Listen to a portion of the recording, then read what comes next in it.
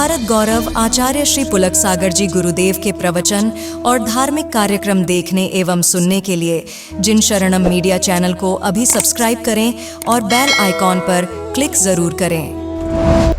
ओम नमः सिद्धेभ्यः।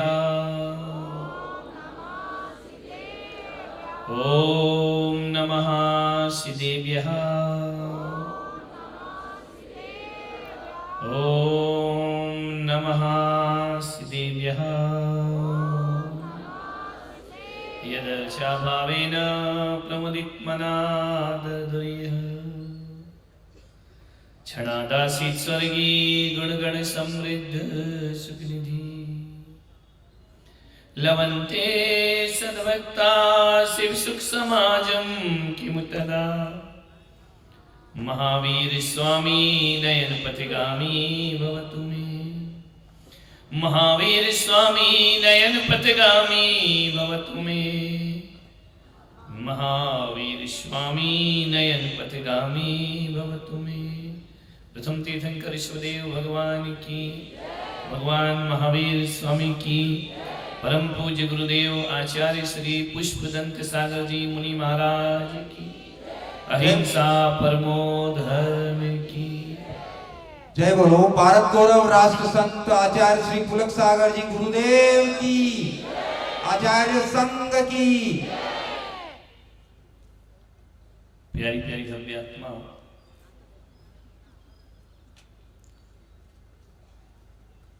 ज्ञान गंगा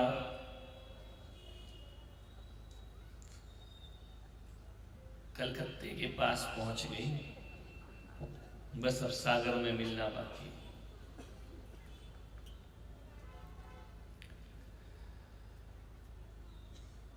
मुश्किलें जीवन में तमाम आएंगी। मुश्किलें जीवन में तमाम आएंगी। मां की दुआ ले ले, तेरे बहुत काम आएंगे।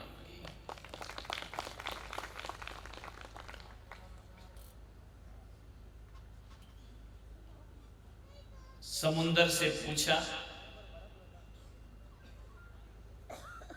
कि मां क्या होती है?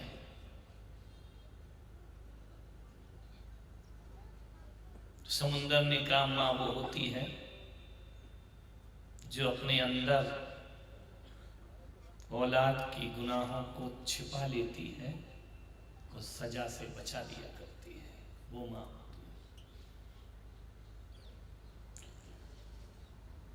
आकाश से पूछा कि मां क्या होती है, तो बोले मां वो जन्नत होती है जो मां के कदमों में बसा करती है।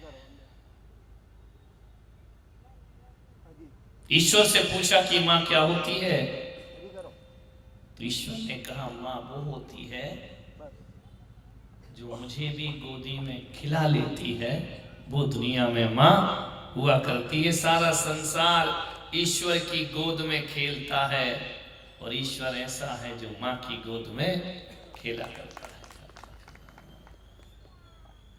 किसी ने मुझसे पूछा कि मोहब्बत कहां है? किसी ने मुझसे पूछा कि मोहब्बत कहां है?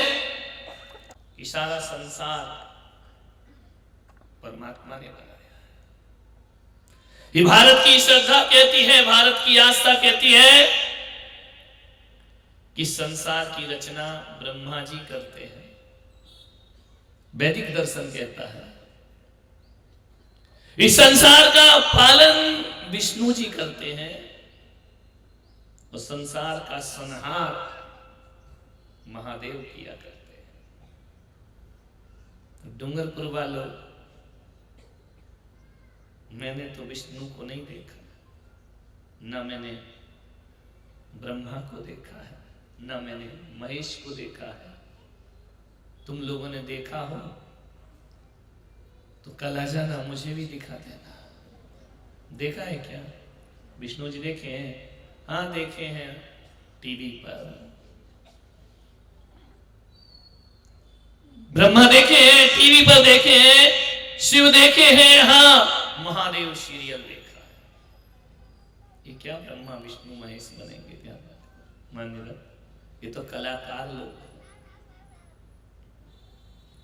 मैंने तो अपने जीवन में इतने साल में कभी भगवान को नहीं देखा, लेकिन डूंगरपुर वालों एक बात बड़े दिल से कहता हूं, मैं इस चीज को नकारता नहीं हूं कि ब्रह्मा ने संसार बनाया नहीं बनाया मुझे कुछ नहीं मालूम, विष्णु हमारा पालन करते हैं नहीं करते ये भी मुझे नहीं मालूम, महेश हमारा संहार करते हैं सृष्टि का ये भी मुझे नहीं मालूम, लेकिन मैं पुलक सागर केवल इतना जानता हूं कि मुझे ब्रह्मा ने बनाया या नहीं बनाया मुझे नहीं पता, लेकिन मेरी माँ ने मुझे बनाया है ये मुझे पता है। हमारा सृजन माँ ने किया है, गर्भ में ध्यान रखना। मुझे नहीं मालूम है कि विष्णु हमारी रक्षा करते हैं या नहीं करते हैं, लेकिन माँ जीवन भर अपनी औलाद की रक्षा करती है। और मुझे नहीं मालूम कि ब्रह्मा महेश सृष्टि का विनाश करते हैं या नहीं करते हैं, लेकिन माँ हमारे जीवन से बुराइयों का विनाश जरूर किया करती है। इसलिए डूंगरपुर वालों, मैं यहाँ बैठकर बड़े गर्व से और विश्वास के साथ कहता हूँ कि मेरी माँ ही मेरी ब्रह्मा है, माँ ही विष्णु है और माँ ही महेश। माँ के चरणों से बड़ी जन्नत दुनिया में कोई दूसरी नहीं हुआ करती। माँ से बड़ा कौन इस धरती पर, कोई नहीं हुआ करता। मालूम है, परमात्मा से तो मांगो तब मिलता है। एक माँ ऐसी है जो बिना मांगे औलाद को सब कुछ दे दिया करती है, मांगने की जरूरत नहीं है। जब तुम बोलने लगे तो भगवान से मांगने लगे, जब नहीं बोलते थे ना तो बिना बोले भी माँ तुम्हारी भूख मिटाती थी, तुम्हारी प्यास मिटाती थी, वो तुम्हारी जो जो जरूरतें होती थी वो माँ पूरा करती थी। मैं तो कहता हूँ कि सम्मेद शिखर गिरनार वैष्णो देवी ये तीर्थ मनुष्य ने बनाए हैं, लेकिन माँ किसी मनुष्य ने नहीं बनाई, ये कुदरत ने माँ को निर्माण किया है, कुदरत ने माँ का जन्म दिया है, कुदरत ने माँ का सृजन किया है। किस्मत वाले हैं वो लोग जिनके माता पिता होते हैं।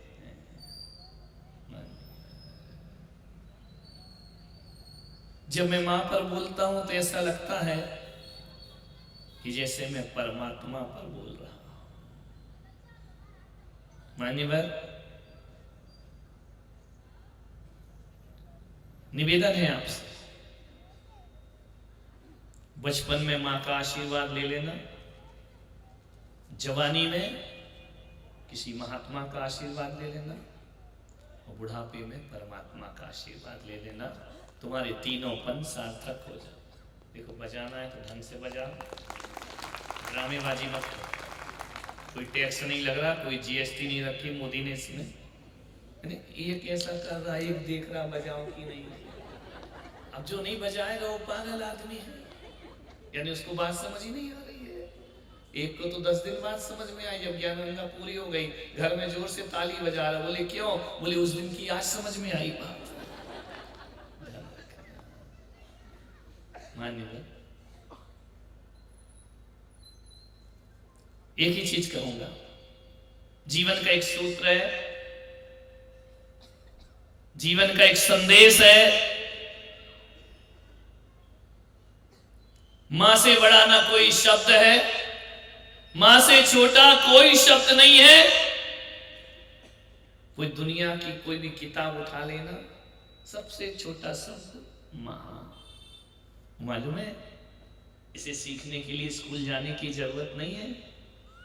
एक गाय का बच्चा जब पैदा होता है ना, तो बिना स्कूल जाए वो माँ कहना सीख जाया करता है। माँ कहने के लिए कोई किताबों की जरूरत नहीं होती है, क्योंकि माँ अक्षर नहीं, माँ जिंदगी का अनुभव हुआ करती है। ध्यान रखिए, माँ से छोटा कोई शब्द नहीं है और माँ से बड़ा जीवन में कोई दूसरा अर्थ। माँ से बड़ा अर्थ क्या होगा? शब्द छोटा, अर्थ बड़ा है। मान्य, जुबान पर माँ शब्द आ जाए ना तो जुबान मीठी हो जाती है, कानों में अमृत घुलने लगता है, ममता का सागर लहराने लगता है।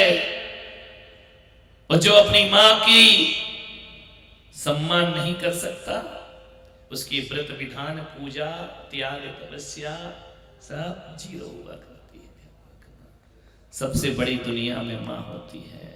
माँ का प्यार बड़ा अनूठा प्यार है। नहलाती है, धुलाती है, शरीर की गंदगी साफ करती है, साबुन लगाकर चेहरे को चमकाती है, लेकिन उसके बाद एक काजल का काला टीका भी माँ माथे पर लगा देती है।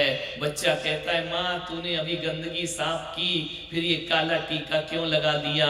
एक बात ध्यान रखना, माँ का नहलाना भी माँ का प्यार है और काजल लगा देना यह भी माँ का प्यार हुआ करता। बड़ा अनूठा प्यार है, ध्यान रखना।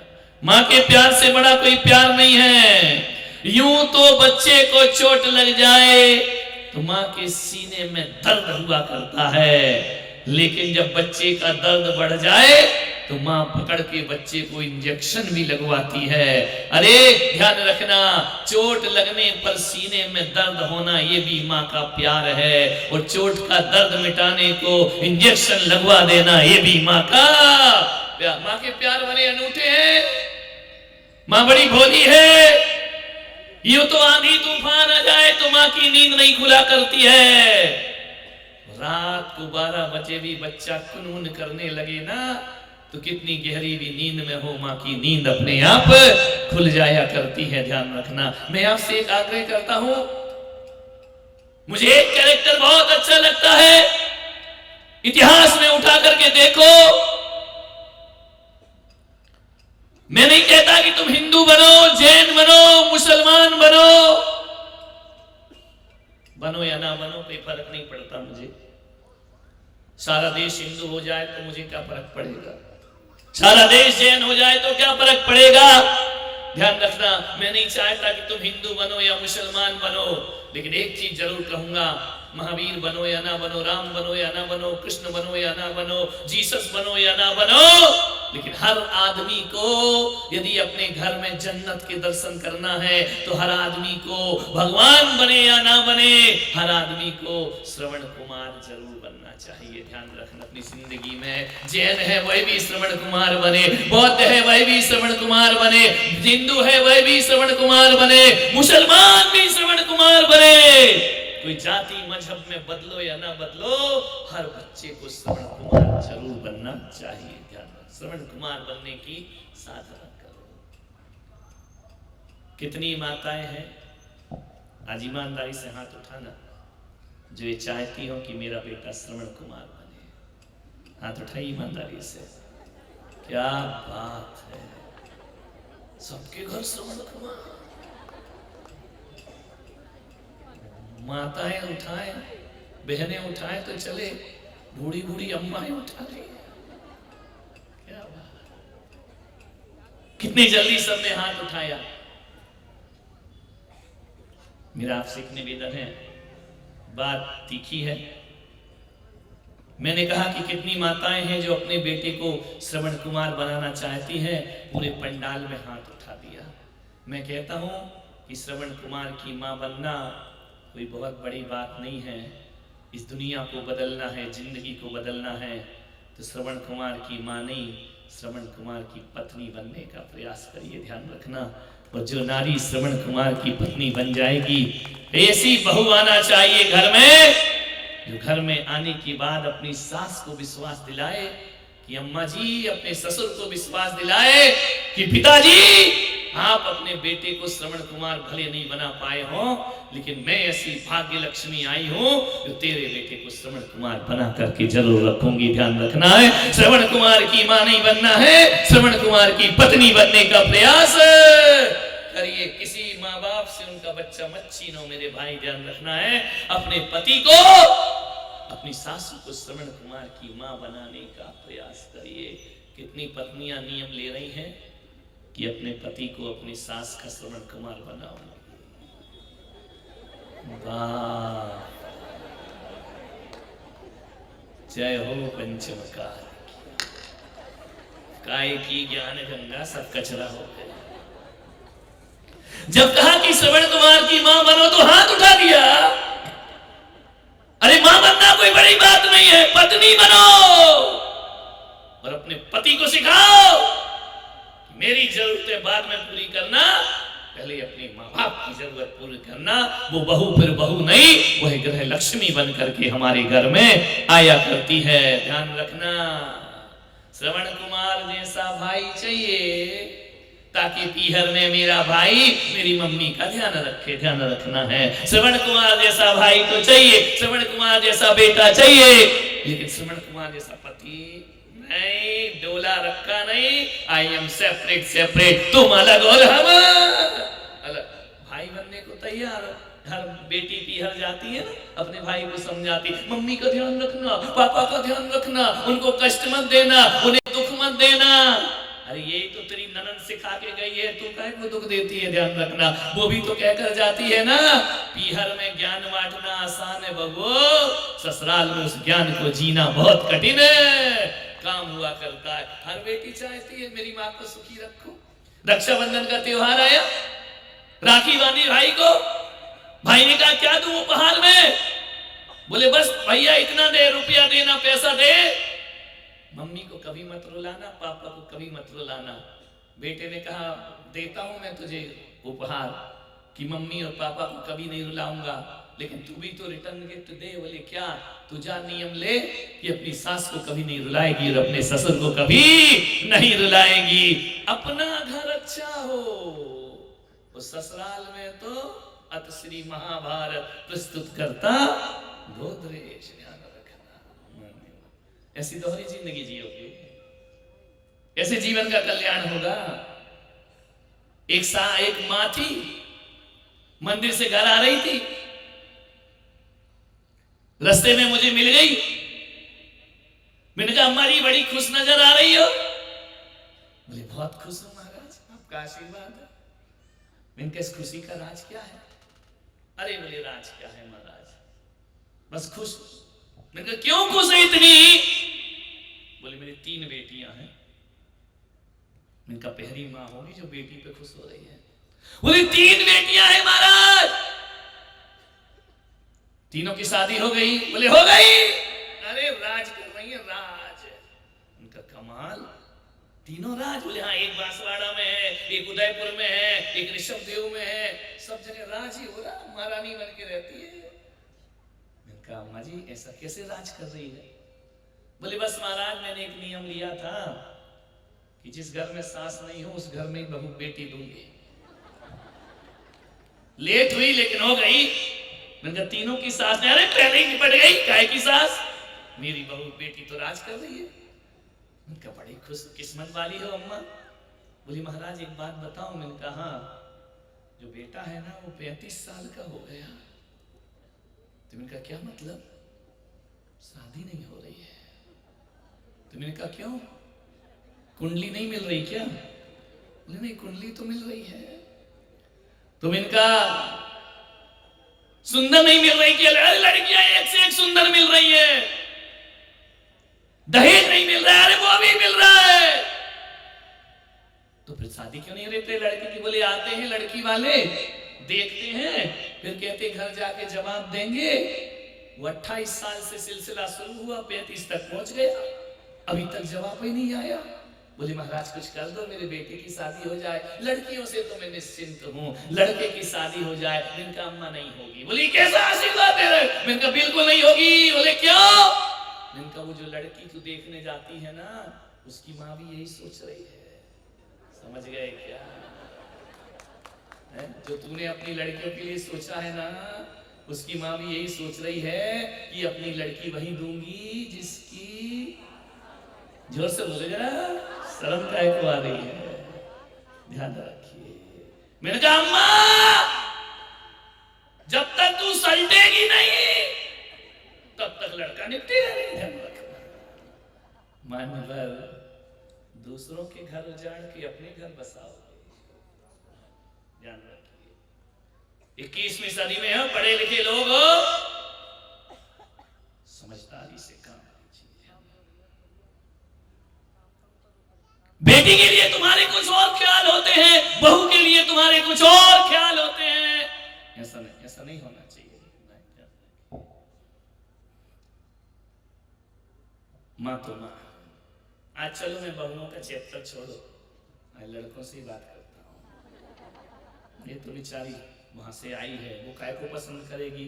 जब तू पैदा हुआ तू ही माँ बाप को पसंद नहीं करता है, तो बहू क्या खाक पसंद करेगी? इनको ध्यान रखिए। मानिए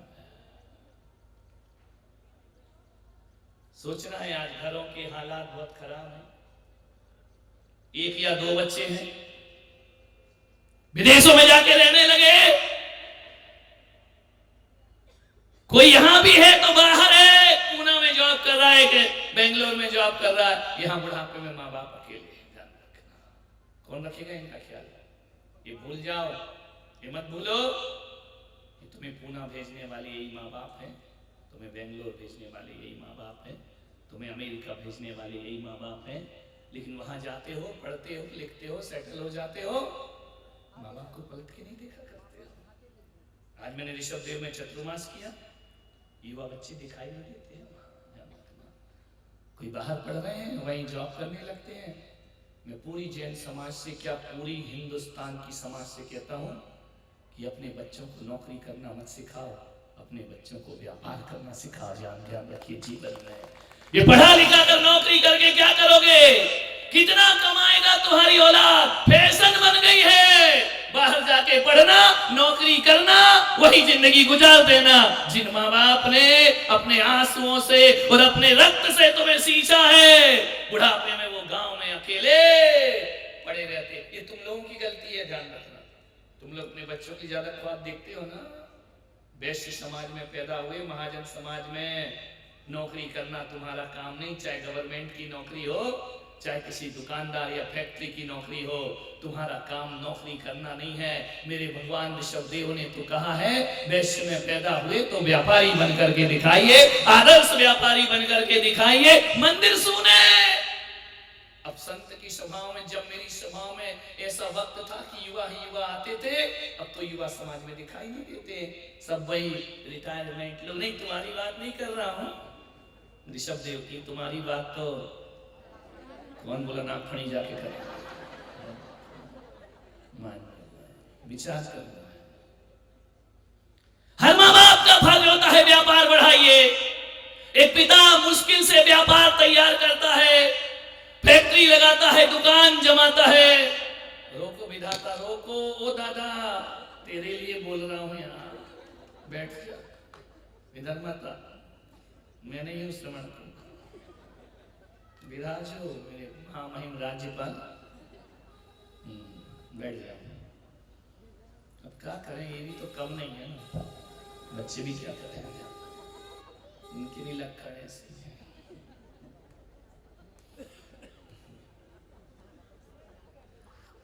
मेरे एक भक्त है बड़ौदा में एक भक्त है, उन्होंने बहुत बड़ी फैक्ट्री लगाई है, बहुत बड़ा व्यापार जमाया है। बेटा अमेरिका चला गया, वहीं पढ़ रहा है, वहीं सेटल हो गया, वहीं शादी कर ली, वहीं सब कुछ कर लिया। बाप यहाँ रो रहा है, इतनी बड़ी फैक्ट्री का मैं करूं तो क्या करूं? उसने धीरे धीरे व्यापार समेटना शुरू कर दिया है। क्या रखा है नौकरी में यार, क्या करोगे? रात दिन वो पति पत्नी दोनों जॉब करेंगे और रात दिन बैठ के कागज पे हिसाब बनाते रहेंगे। इस बार तेल ज्यादा आ गया, शक्कर कमाई, इस बार ये हो गया, इस बार हो गए, इस बार मेहमान ज्यादा आ गए, बजट ज्यादा बन गया। दर्द तेरे की क्या गुनीमी करते हो? सेठों की समाज में पैदा हुए हो, सेठ बनने का प्रयास। व्यापार करेगा बच्चा, तुम्हारे पास रहेगा, ध्यान रखना। तुम बच्चों के साथ रहोगे, मत करिए नौकरी, बंद कराइए। जो देखो वो सीए बन रहा है, जो देखो वो एमबीए कर रहा है, जो देखो वो इंजीनियर बन रहा है। बेंगलोर में रह के, पूना में रह के बाप भेज रहा पैसा उसको रहने के लिए, ध्यान रखना है। कमरे का किराया बाप भेज रहा, ये पढ़ाई की है तुमने वहां जाकर के, ध्यान रखना, ये सीखा है।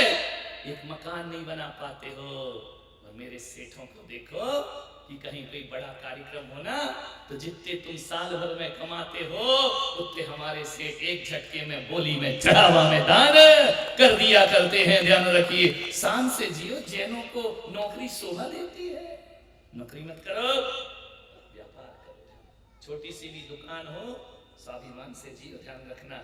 क्या छुट्टियां मांगते रहते हो, सिक लीव लिखते रहते हो, झूठे साइन करते रहते हो, छल फरेब करते रहते हो। अरे मालिक बनो, मालिक।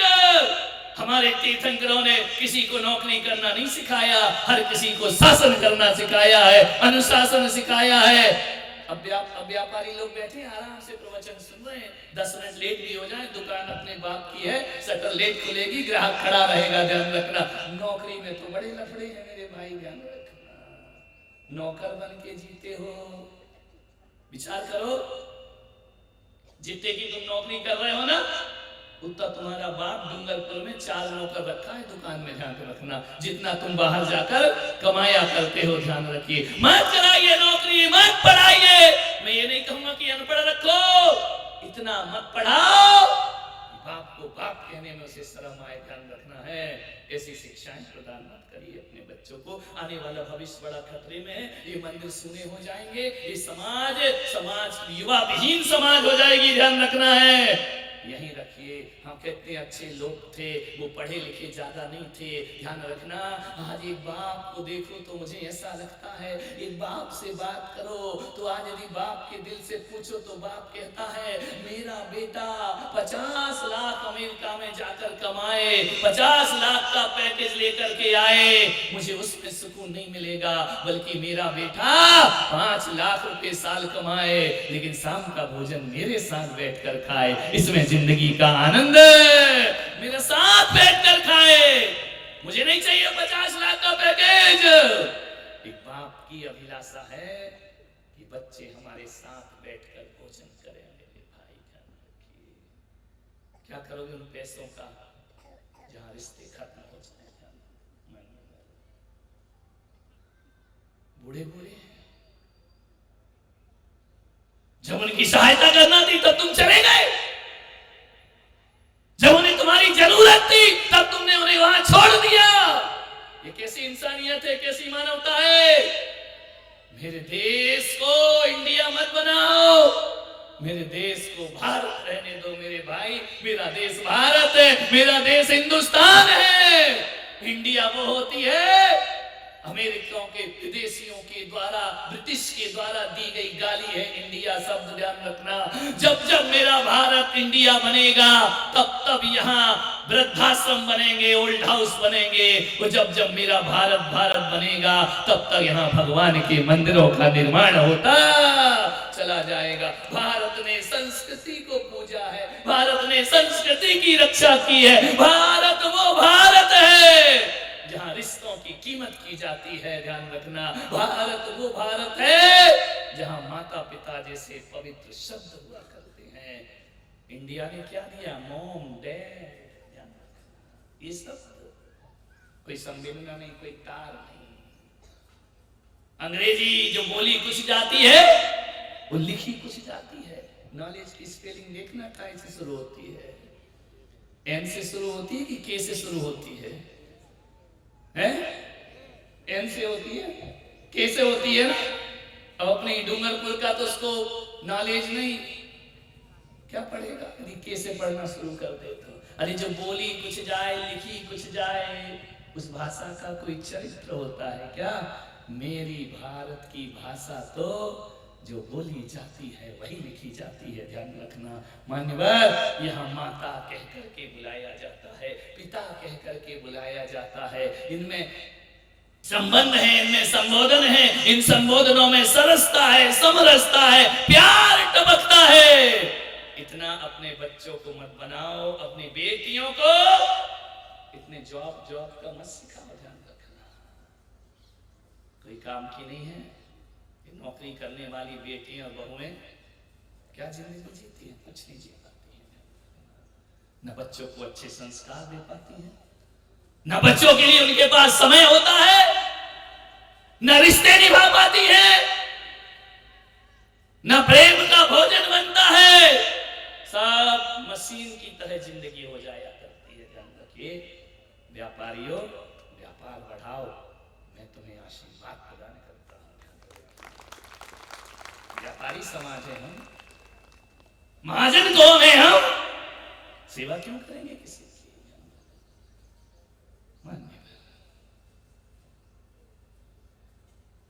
मां की कीमत तभी समझ आएगी जब तुम मां के पास रहोगे। माँ बाप से दूर रह के माँ बाप की कीमत नहीं समझ आती है।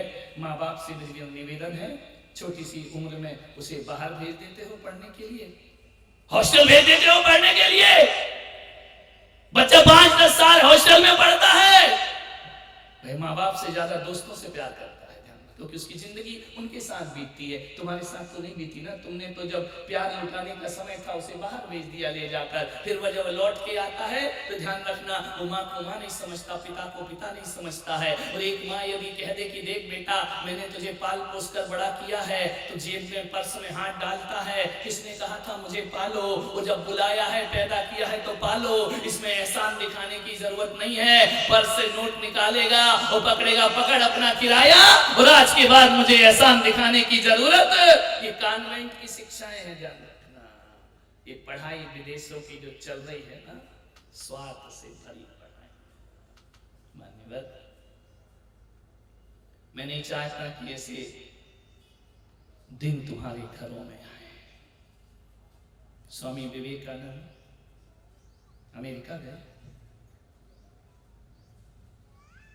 अमेरिका में किसी व्यक्ति ने पूछा कि स्वामी जी आप अपनी माँ की बहुत तारीफ करते हैं, हमेशा माँ के गीत गाते हैं, माँ की प्रशंसा करते हैं, माँ को सर्वोपरि मानते हैं, ऐसा माँ में है क्या? स्वामी विवेकानंद ने कहा ऐसा माँ में है क्या? अरे जब दुनिया में आए हैं तो माँ मिलेगी ना, माँ तो जानवर को भी मिलती है, कौन सी बड़ी बात हो गई, माँ मिल गई तो। स्वामी विवेकानंद ने कहा एक काम कर, उनके सिर पर एक पगड़ी होती थी, साफा होता था, उन्होंने फट से साफा खोला, बोलिए पकड़, इस साफे में 1 किलो का पत्थर बांध अपनी कमर में, पेट में, वो जा पूरा घूम करके आ, तब पता पड़ेगा माँ की कीमत क्या होती है। उसने कहा स्वामी जी मेरा प्रश्न आपसे है, पत्थर से नहीं।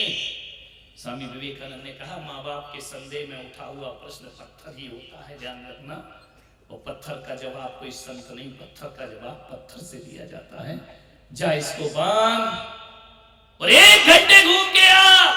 बोले ऐसे कैसे हो सकता है 1 घंटा? लोग पागल कहेंगे, पागल कि पेट में पत्थर बांध के घूम रहा है, ये नहीं होगा मेरे से, शर्म आएगी मुझे। स्वामी जी ने कहा फिर भी कोशिश तो कर। बांधा पत्थर, 15 मिनट भी नहीं मान सका, लौट करके आया, ये काम मुझसे नहीं होगा, उत्तर देना हो तो दो, नहीं देना तो मत दो। स्वामी जी ने कहा माँ की महिमा समझ में आ गई। बोले नादान, जब 1 किलो का पत्थर तू 1 घंटा बांध के नहीं घूम सका, वो तुझे 9 महीने पेट में बांध के घूमी है, ध्यान रखना। उसको कहा जाता है माँ, वो होती है माँ। तुझे पत्थर बांधने में शर्म आई, यदि ये शर्म तेरी माँ को आ जाती तो बचपन में जन्म लेने से पहले ही तुझे दुनिया से विदा कर देती। माँ को कोई शर्म नहीं आई, वो पेट में बांध करके घूमती रही, गर्भ में धारण करके घूमती रही। जो शर्म तुझे आई वो तेरी माँ को आ जाती।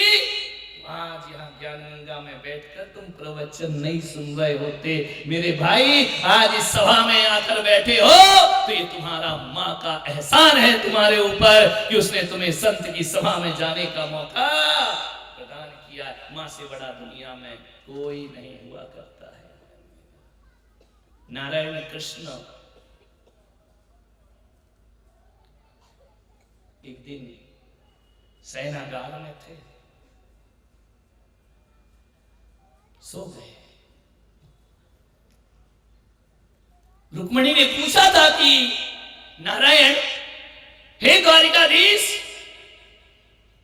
जब देखो तब आप मां यशोदा की याद में खोए रहते हो।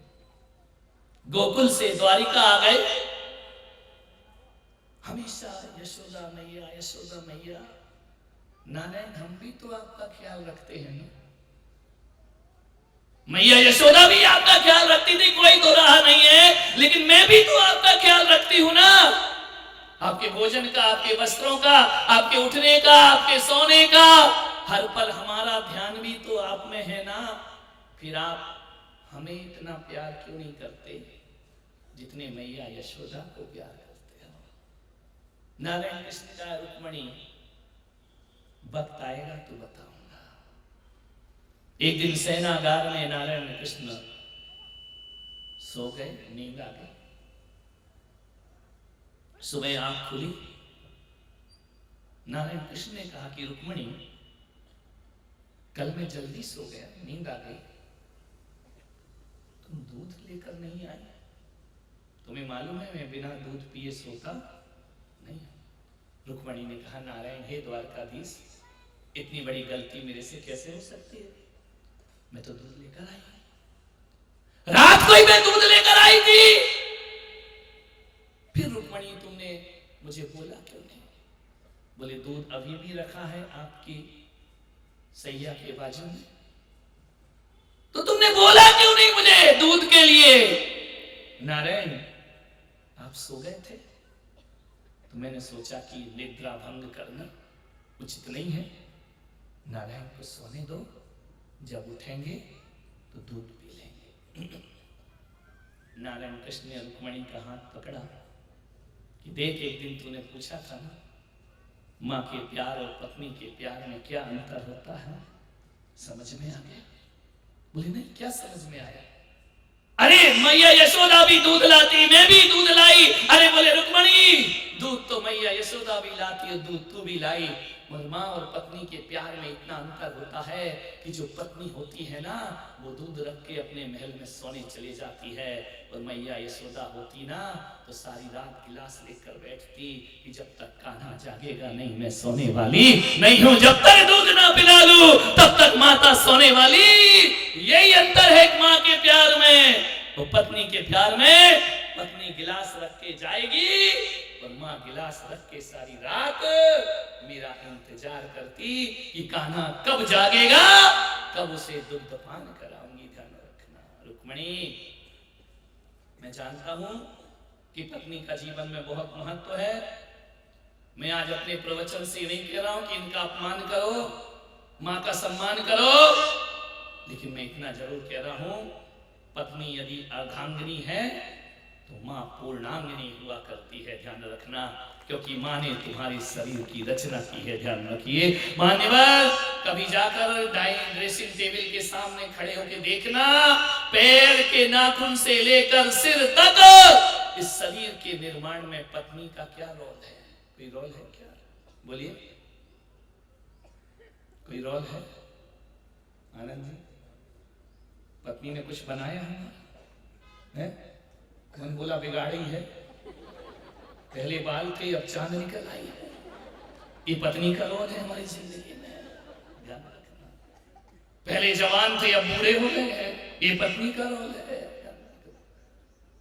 विचार करिए, आनंद वो बैठा ना उसके भी बाल साफ है, आगे भी बाल साफ है, कई बिग लगाए बैठे। माँ के प्यार और पत्नी के प्यार में अंतर मालूम है कि जब पत्नी माँ सिर पर हाथ फेरती है ना, सुलाती है तो बाल आते हैं, और पत्नी जब फेरती जो आए हैं वो भी, ये प्यार है। ध्यान रखना, चमन उजाड़ देती है पूरी जिंदगी। इस शरीर के निर्माण में पत्नी का कितने परसेंट रोल है? 1% भी नहीं है। जब ये शरीर जवान हो जाता है ना तब पत्नी मिला करती है, ध्यान रखना। लेकिन जब शरीर मिला ही नहीं था तब माँ मिला करती है। इसलिए डूंगरपुर वालों में कहता हूँ कि पत्नी अर्धांगिनी है तो माँ पूर्णांगिनी हुआ करती है। ध्यान रखना, माँ ने हमारे पूरे शरीर का निर्माण किया है। एक व्यक्ति आए, बोले महाराज मेरे हाथ की रेखाएं देख लो। मैंने कहा क्यों मेरा वक्त बर्बाद कर रहा है? तेरा तो बुरा चल ही रहा है, मेरा और तू अपने ग्रह काय को मुझे दे रहा है। बोले नहीं महाराज बताओ, जीवन में सफलताएं नहीं मिला करती हैं, बहुत मेहनत करता हूं, मेरी रेखाओं में कुछ लिखा है या नहीं लिखा है, या मेरा घर वास्तु गलत है। आदमी इसी पसड़े में पड़ा।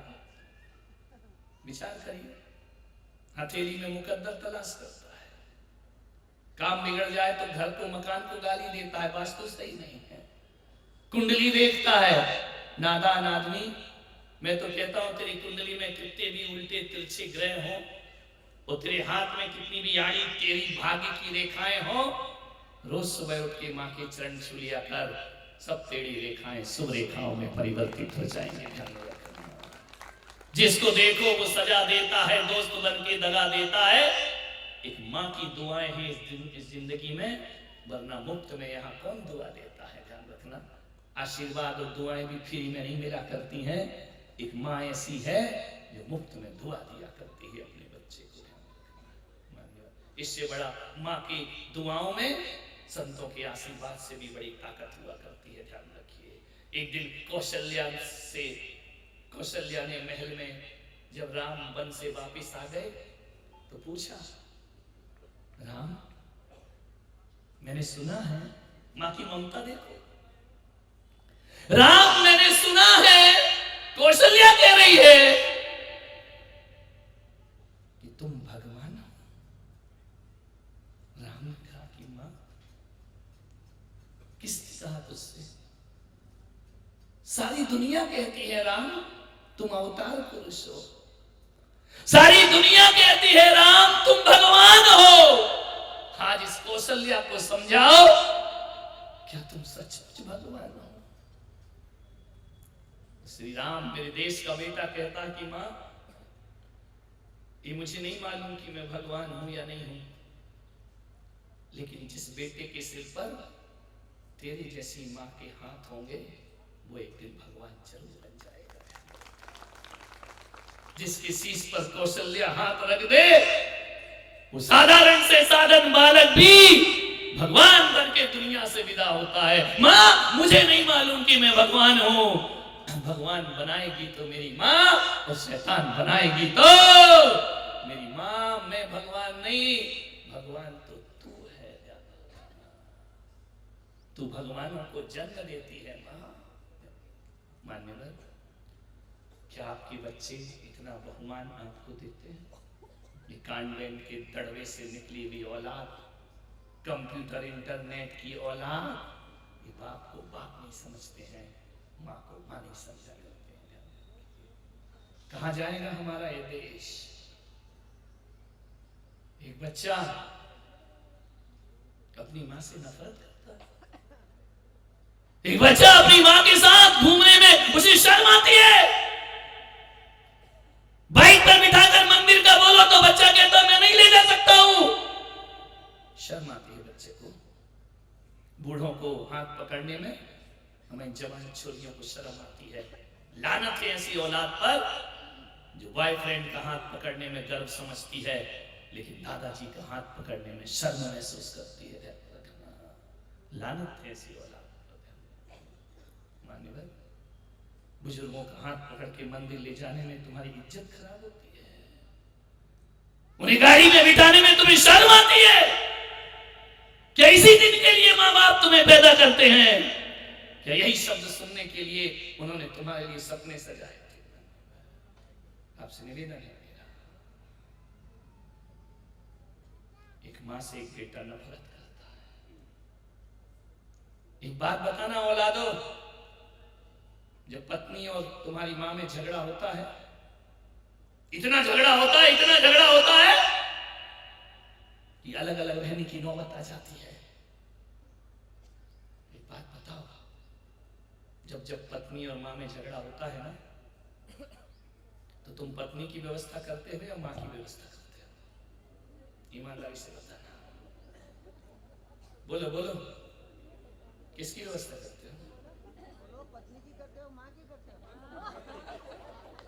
बोलो, पूछ रही हो।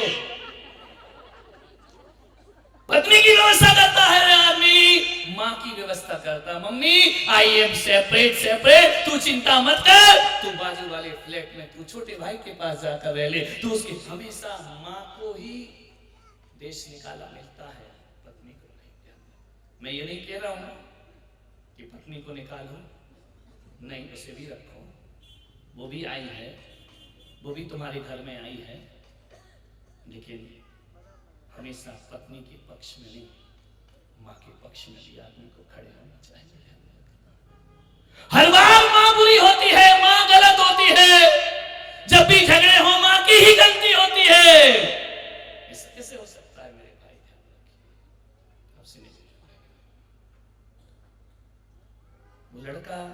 मां से नफरत करता। मां फिर भी बच्चे को चाहती थी। मैं एक बात बताऊं डूंगरपुर वालों, जितनी नफरत मां से करते हो ना, उतनी बीवी से करके देखना, उतनी नफरत तलाक दे देगी तुमको, ध्यान रखिए। जेल की हवा खिला देगी, दहेज पकड़ में अंदर डाल देगी।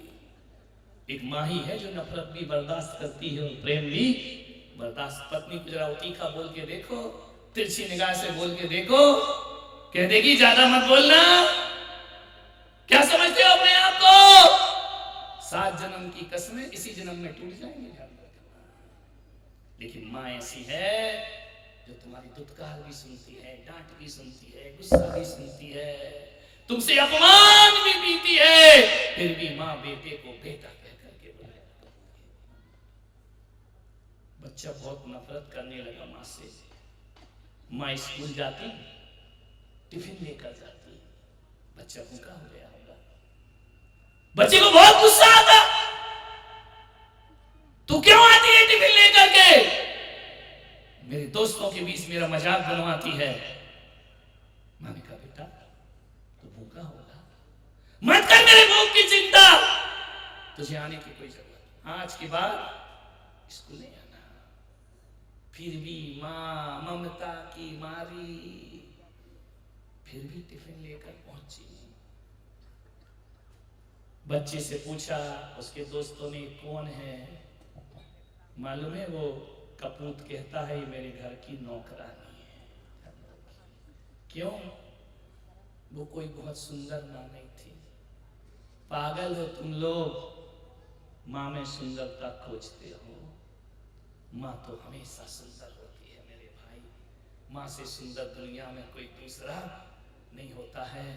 हम तो उस देश के लोग हैं जहां काली खप्पर वाली विकराल रूप धारण किए उस नारी को भी मां कह करके बुलाया करते हैं। मां में सौंदर्य नहीं मेरे भाई, मां में ममता देखी जाती है, प्रेम देखा जाता है। मां काली हो, मां गोरी हो, कोई फर्क नहीं पड़ता है। मां पढ़ी लिखी हो, मां अनपढ़ हो, मां तो मां हुआ करती है, ध्यान रखना। इतना निश्चल प्रेम दुनिया में कभी किसी को प्राप्त नहीं होता। उनसे पूछो जिनके माँ बाप नहीं बचे इस दुनिया में, माँ की कीमत क्या होती है। माँ से नफरत, माँ मेरे पास मत आया कर। फिर भी माँ मेहनत करती, मजदूरी करती, गरीब थी, पढ़ाती लिखाती। एक दिन बच्चा पढ़ने लिखने पुणे चला गया, माँ सब कुछ करती उसके लिए, बर्तन साफ करती, पोछे करती, झाड़ू करती, मेरा बेटा पढ़ लिख के बड़ा हो जाए।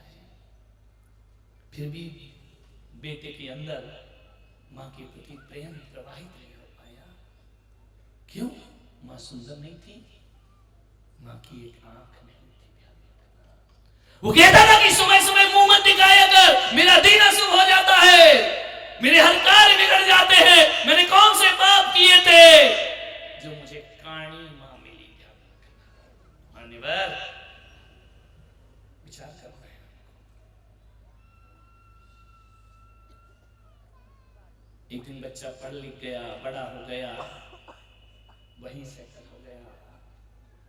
मां को कह दिया देख तू पुणे तो आना नहीं। अब मैं क्या करूं, मेरे हाथ पैर नहीं चलते, मैं बूढ़ी हो गई हूं। बोले जा वृद्धाश्रम में रहो जाकर के।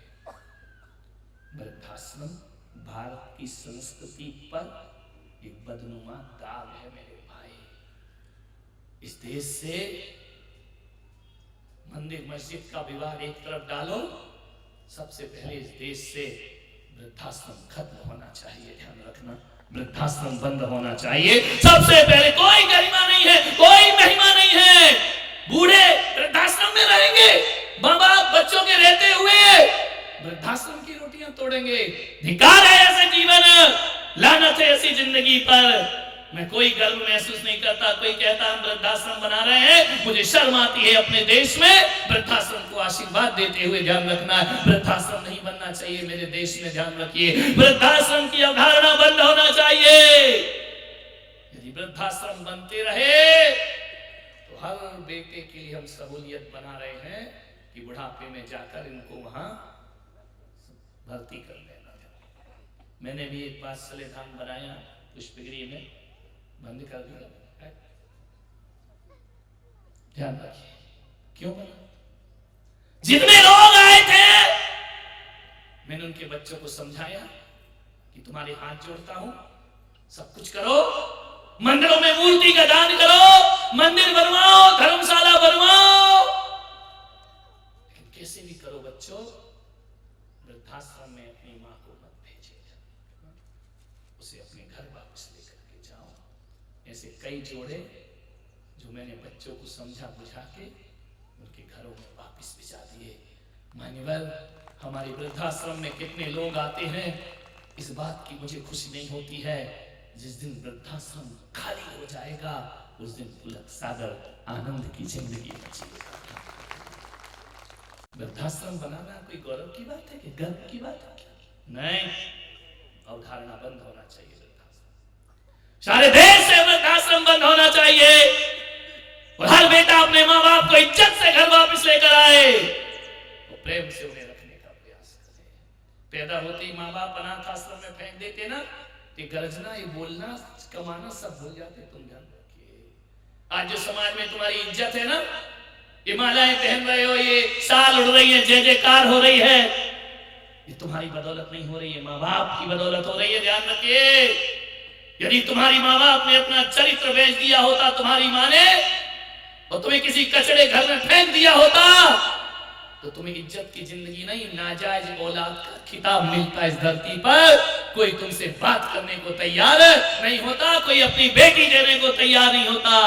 उस माँ ने जिंदगी भर अपना चरित्र बचाया है, तब जाकर समाज में तुम इज्जत की जिंदगी जी पा रहे हो। ध्यान रखिए, उस माँ के चरित्र के दम पर, उस बाप के व्यवहार के दम पर तुम्हें समाज में जय जिनेंद्र किया जाता है। मेरे भाई ध्यान रखिए, तुम्हें नमस्कार किया जाता है। माँ बाप की इज्जत करना सीखो। मैं तो कहता हूं कि मंदिर में एक बार भगवान को नमस्कार थोड़ा लेट कर लेना, सुबह उठती माँ बाप को प्रणाम सबसे पहले आदमी को करना चाहिए। प्रातः काल उठई रघुराई, मात पिता गुरु शीस नवाई। ध्यान रखना, ये संस्कृति है।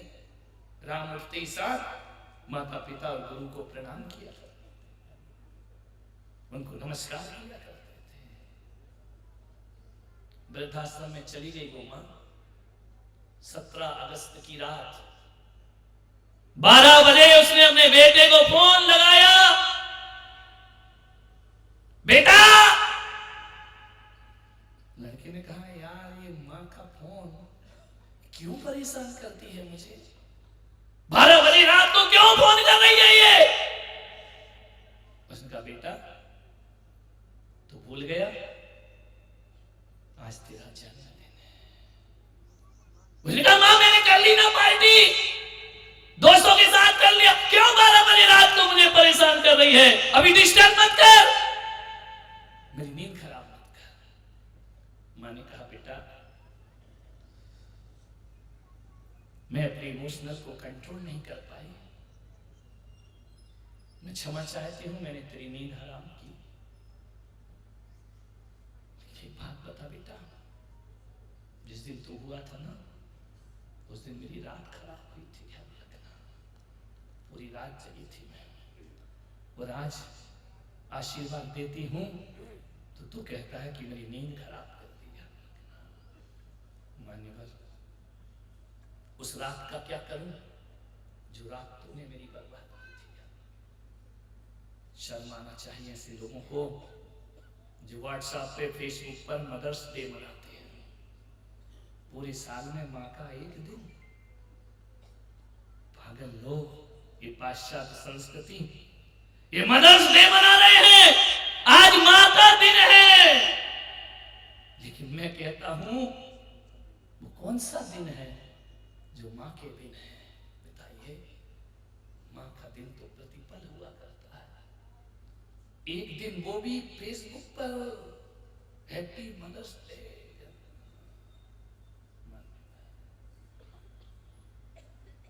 ध्यान रखिए, पड़ोसियों से, दोस्तों से बड़े मुस्कुरा के मिलते हो, माँ बाप से मुंह बना के मिलते हो। ये तुम्हारी जिंदगी है। मालूम है, आज के युवाओं को मैं कहूंगा, बच्चों को, जब तुमसे पानी कहते नहीं आता था, तुम मम कह करके बुलाया करते थे। किससे मांगते थे मम? बोलो, माँ से मांगते थे ना? माँ क्या करती थी? 100 काम छोड़कर तुम्हें पानी ला के देती थी। और आज जब तुम बड़े हो गए, स्कूल से आते हो, सोफे पे बैठते हो, सेंटर टेबल पे लात रखते हो, बड़े शान से बैठ जाते हो, वो कहते मम्मी पानी लाओ, मम्मी मेरे जूते कहाँ हैं, मम्मी मेरे कपड़े कहाँ हैं, मम्मी नाश्ता बना कि नहीं बना। यार जब तुम छोटे थे तब भी मम्मी पानी लाती थी, बड़े हो गए तब भी मम्मी पानी लाती है। यार इतना तो सोचो कि वो तुम्हारी माँ है या काम वाली है। ध्यान रखना, हाथ में कपड़े दे, हाथ में टॉवल दे, हाथ में जूते दे, बैग दे, सब कुछ दे, उसके बाद भी उस माँ की कोई कीमत नहीं। नारी का जीवन जानते हो, पति की नहीं सुने तो पति गुस्सा हो जाता है, बेटे की ना सुने तो बेटे गुस्सा हो जाते हैं, तुम्हारी माँ की ना सुने तो मम्मी गुस्सा हो जाती है, ससुर की ना सुने तो ससुर गुस्सा हो जाते हैं। पूरे दिन वो नारी रिश्ते मेंटेन करती रहती है अपने जीवन में। ध्यान रखना, बड़े हो गए हो, ऐसे दिन लाओ अपने घर में। वो काम वाली नहीं है, वो तुम्हारी माँ है। जब छोटे थे उसने पानी लाके दिया था, अब तुम्हारा फर्ज है एक ऐसा अवसर अपनी माँ बाप को भी तो दो एक बार, कि बाप बोले पानी ला और बेटा 100 काम छोड़कर गिलास भर के पानी उसे दे दे। ध्यान रखना, यदि 100 काम छोड़कर तुमने अपने माँ को पानी पिला दिया ना, मैं कहता हूँ घर बैठे उसमें तुमने उसे 4 धाम की यात्रा का पुण्य कमा लिया है। ध्यान रखना, सब तीर्थों की यात्रा का पुण्य कमा लिया है तुमने।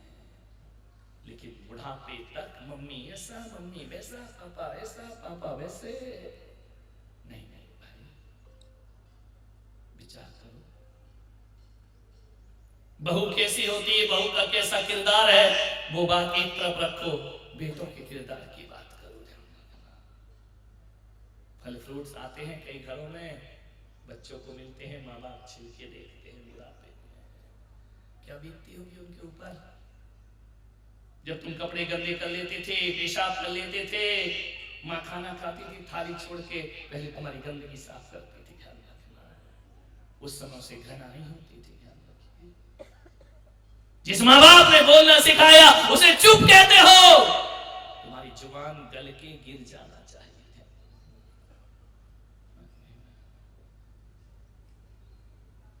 क्या हालात है मेरे देश की।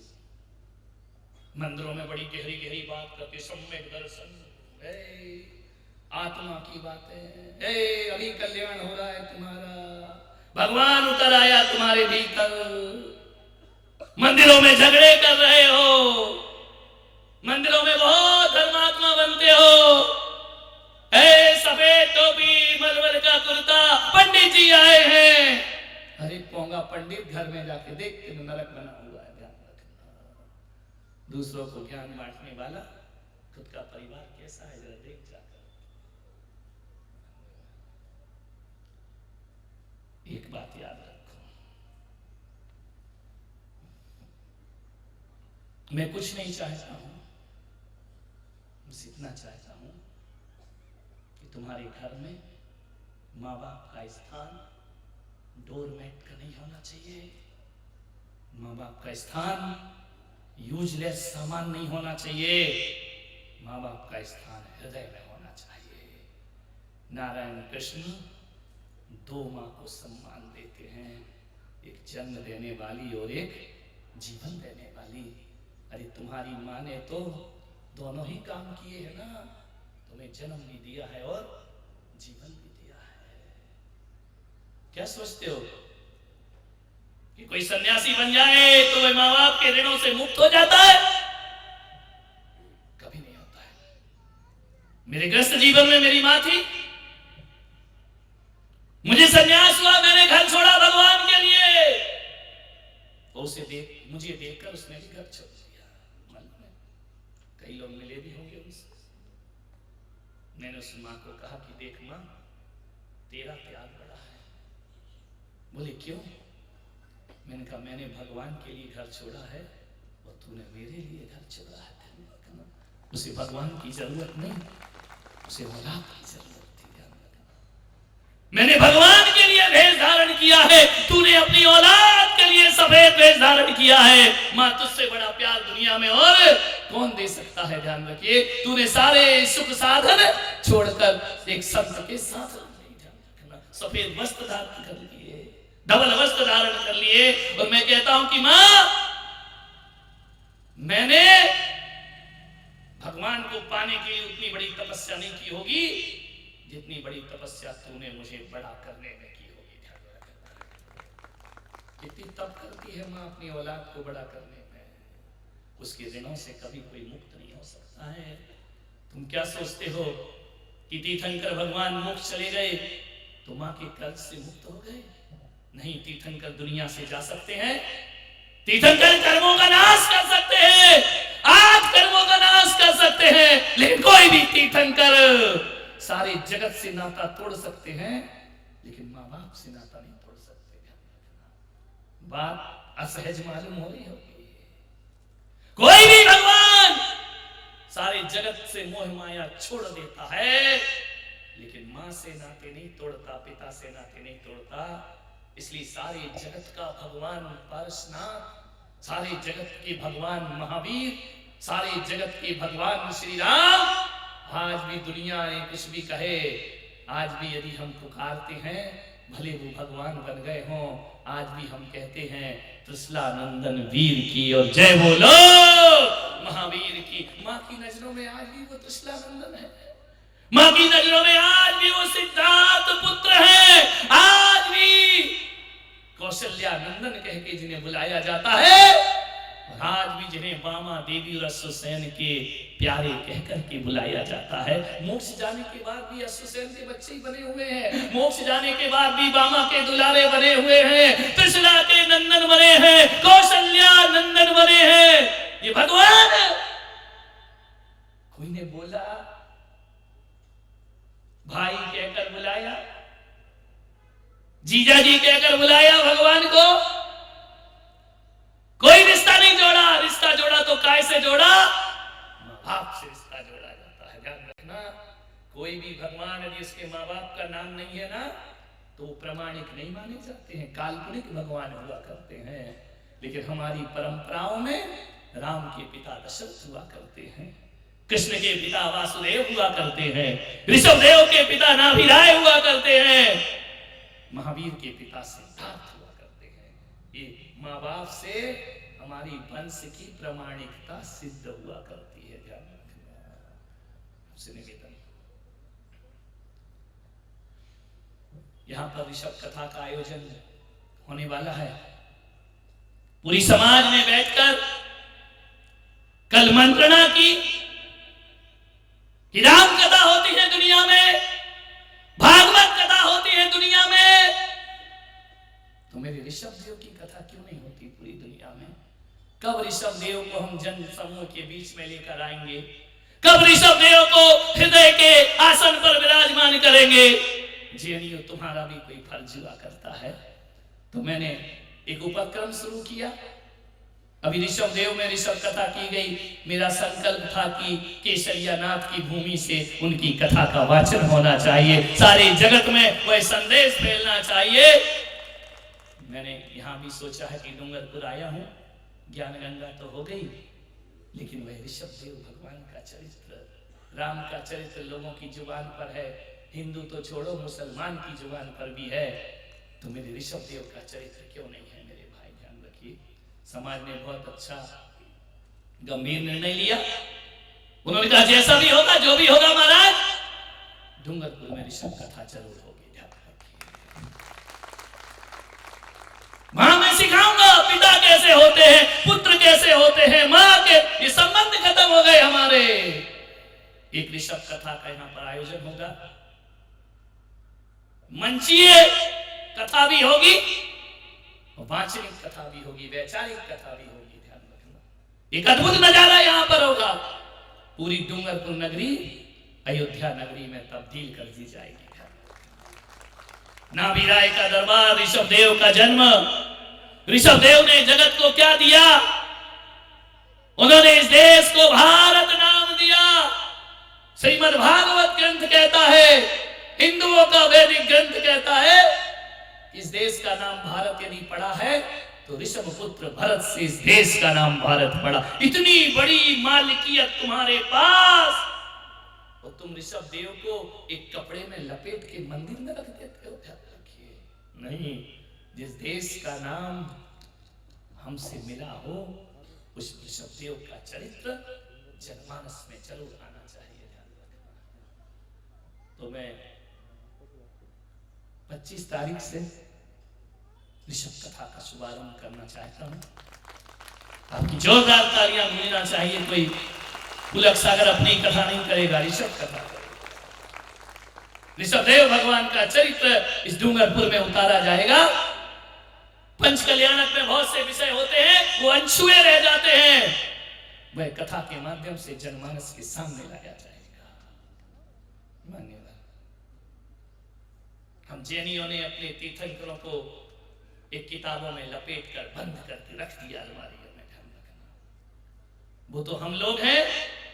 वरना ऐसा समय था कि जब जैन मुनि आते थे तो समाज घेर घार के लाती थी, चारों तरफ से उनको मंदिर में बिठाती थी, वहीं प्रवचन कराती थी।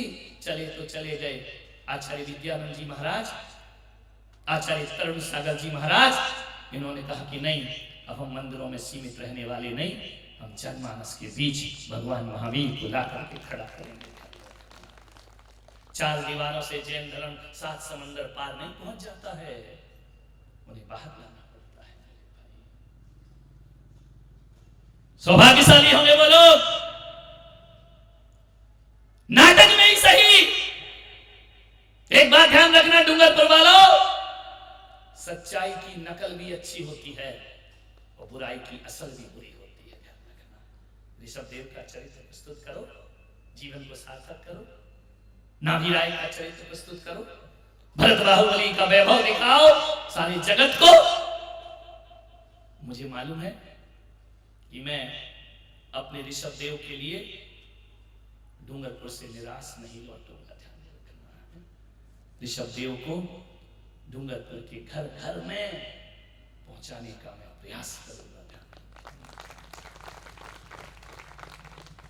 बात बहुत है, समय हो गए आपके, 10 मिनट ज्यादा हो गए। बात को समेटता हूं। वृद्धाश्रम में वो मां चली गई। बेटा 500 रुपये महीने भेजता है वृद्धाश्रम में।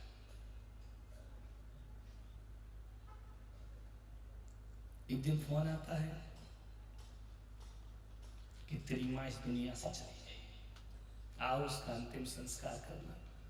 मान्यवर, ये कहानी नहीं है। मैंने भी पुष्पगिरी में एक वात्सल धाम बनाया, एक बूढ़े की मौत हो गई। प्रोफेसर था वो आदमी, उसके बच्चे विदेश में थे। मैंने फोन लगाया, मृत्यु हो गई है। उन्होंने कहा हमने तो वात्सल धाम में सौंप दिया है, आप ही अग्नि संस्कार करा दीजिए, हमारे पास आने का टाइम नहीं है। ध्यान रखिए, ऐसी औलाद से तो निसंतान जिंदगी जियो, वो अच्छी हुआ करती है मेरे भाई। माँ की मृत्यु हो गई, माँ चली गई ऊपर। कुछ दिन बाद वो बेटा पूना से वापिस आया अपने गांव। क्या देखता है कि मेरी माँ जहां रहती थी ना, वो मकान कहाँ है। माँ को कभी पलट के नहीं देखा, मकान देखता है। माँ वृद्धाश्रम में थी, वहां उसकी मृत्यु हुई। जैसे ही वहां पहुंचा